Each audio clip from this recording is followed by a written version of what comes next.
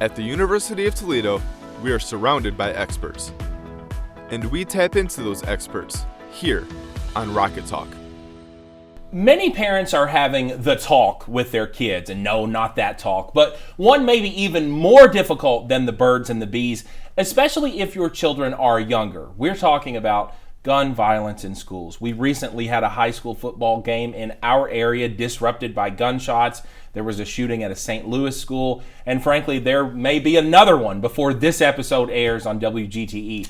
The thinking that hopefully this just won't happen at my kid's school just doesn't work anymore. So we're going to talk about what to do if the unthinkable happens while your kids are at school. Our guests today are Dr. Lisa Piscara-Kovac, Professor of Educational Psychology and Director of the Center for Education in Mass Violence and Suicide. She's an author and researcher whose work has been featured in publications across the country. She's the one people often call on in times of crisis. And we have her doctoral student, Candace Seipel. She teaches courses and assists in research under the guidance of the doctor. She also serves as a member of the LGBTQA+ advisory board. She has experience in the field of mental health with prevention and postvention with children and adolescents. And Candace, I would like to start with you. How young is too young to have these conversations with our kids? And, how do you know what's age appropriate? I don't feel that there is a certain age where we need to start discussing these things. I feel as long as we approach it with a developmental approach and make sure it's appropriate for how old these kids are. For example, we teach them bus safety, we teach them car safety, street safety. If we can focus on teaching them school safety while keeping it at the level where they are at, meet them where they are, I feel that's the best way to approach that. I agree, absolutely. So it kind of sounds like you're saying parents know their kids and kind of what they're capable of handling. Is that? Yeah, and also, parents, when they show that they're fearful, the kids sort of catch that. And so I think the more that we can remain calm while we're having these conversations, and as Candace indicated, sort of meet the kids at their level and see how much they know and how much they sort of want to know. And I also firmly believe that we should be asking these conversations of our kids' schools. What are the messages that they're being, that they're receiving at school, so that we can sort of parallel that message. Okay, and I'm sure in a respectful way. 100%, right. Yes, right. Absolutely. So, doctor, what if the unthinkable does happen? If an incident occurs at the school, your child is not injured, they're not the one wounded or taken to the hospital, but they witnessed it or they just heard it. How do parents approach that? What should we be saying? Yeah, that has happened recently. We had the Oxford shooting in Michigan, and there are a lot of parents who reached out. Their kids have seen a lot. So basically with that, you just have to really keep a watchful eye on your kids. Ask them if they want to talk about it. If they don't, that's okay. We don't want to push. But in the meantime, making sure that they're eating okay, that they're safe, and having those conversations in the presence of other family members is sometimes good. Those other family members, they can chime in, maybe siblings or someone they're more comfortable talking to. And it's also not a time that we push them really quickly back into their extracurriculars or other activities, just sort of letting them guide the process. And if necessary, professional help. I mean, it really may help them tremendously by being able to talk to someone who's trained outside of the home. So, Candace, would you give the same advice if it didn't happen at your child's school, but maybe there's a shooting that's making a lot of headlines? They read about it on Twitter and everyone's talking about it. It's emotionally local. Do the parents need to talk to their kids about a shooting that happens somewhere else? I think it's important to have these conversations. However, we want to stray away from fearful messages. We don't want to fearmonger. Kids are going to see what they're going to see, like you said, on Twitter and Facebook and everywhere else, but not having it blasting all over, at breakfast time or all over the house is really important as well. So being aware of the media that we are consuming at home in front of our kids is what Absolutely. I think you're, okay. Yeah, they're getting live Snapchats from inside schools, and so they're seeing all of this. So the odds are that they know exactly what happened, and they likely are concerned.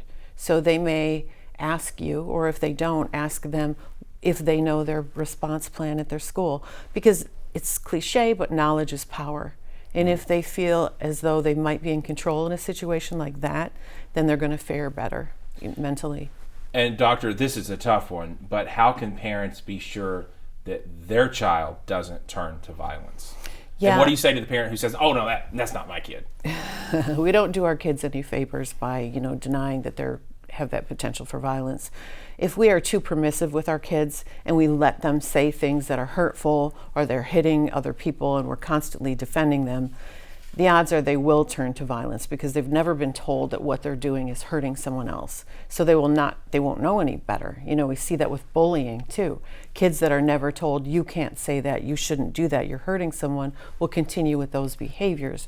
So it's the conversations, but it's also modeling nonviolence in your own home. Okay. So what are some behaviors, you've kind of alluded to that, I'll ask you both. Candace, you can go first. What are behaviors that parents should be looking for in their children, and how do you report if your child is behaving in a concerning way? What's the appropriate way to report that? So some behaviors of concern, idolizing these mass shootings, violent online postings, increased irritability, withdrawing away from activities that they maybe have loved before, not so much now. Yeah, and there's also these feelings of persecution, as though everybody hates them, people are out to get them, not in terms of paranoia, but just that me versus them sort of mentality against other people in their world, in their school perhaps. We look for that. We look for self-alienation, but we also look for an interest in firearms.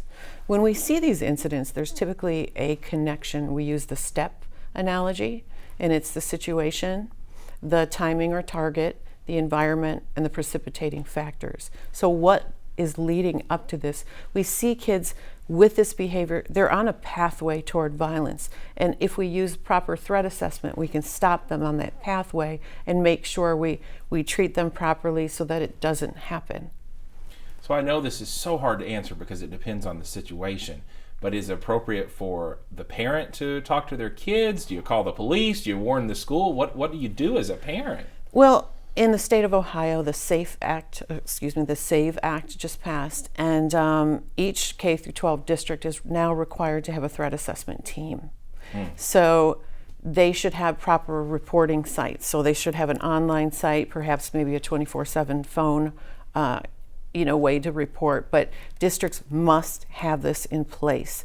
And if parents go on the Department of Education site for the state of Ohio, they'll find vetted trainers that they can contact who can go through and train districts on developing a threat assessment team. The only way to do this is not single-handedly through the principal or through a parent. It's a multidisciplinary team that comes together and they collect the information about that particular student. They sort of assess the likelihood for that student to become violent, and then they develop a plan so they can keep an eye on that student and help them for what it is they're dealing with. The truth is we portray these shooters as monsters. Is what they're doing appropriate? Is what they're doing acceptable? Absolutely not. But these are kids who've gone through usually the loss of a parent. They've gone through situations where they've been ostracized and really attacked at school. So they've had a lot kind of coming toward them. And they may have told people already, this is happening to me, somebody help me. And when no one does, eventually, without help, they'll take matters in their own hands. And doctor, I know you said you wanted to be sure on this program we talked about dispelling the rumors between mental illness and this type of shooting. So I want to give you a chance to do that. Yeah, every time this happens, there are headlines, crazed lunatic, crazy student, and that's not the case at all. We do see a connection between mental health and these types of shooters, but the connection is usually depression and suicidality. They usually want to die themselves. And so when we say these things like crazy, people often think those with schizophrenia are very, very dangerous. They might think that those with bipolar disorder are very, very dangerous, when in fact, statistically, they're the ones who are targeted more often, in terms of societal violence. So we need to really destigmatize that situation. It's really easy for us in our head to say, oh, that student was this, that student had that, when in fact our role is powerful in it, and that we can really treat all of our students fairly and make sure that there's justice within the school, so there's not hierarchies evolving and things that will lead a student onto that path. So the reason I brought that up is just we have to stop the false information and get to the facts. Okay. So with about 30 seconds left, Candace, I can ask you, so we have the threat assessment teams now in the Ohio schools. Are there other things that school administrators should be doing, and Doctor, you can add to this as well? I think school administrators, even teachers, again, I said this before, but meeting the students where they're at, not just for students who are targets for this violence, but the ones who could potentially perpetrate. Having a mental health connection, mental health check-ins, that's something that I really push for. Eliminating that I'm the teacher, you're the student. Yeah. Meeting them again, just where they're at. Okay. Yeah, I would agree. And with about 10 seconds. Oh yeah, I'm just hoping that all districts are aware of the fact that they do need to have these teams. This is the way to go. This is what the Secret Service and the FBI have been pushing for decades. I appreciate the work that you all are doing. Thank you so much You're for the welcome. work that you do and for joining us today. Thank you for watching. That's all the time we have. We'll see you next time with more Rocket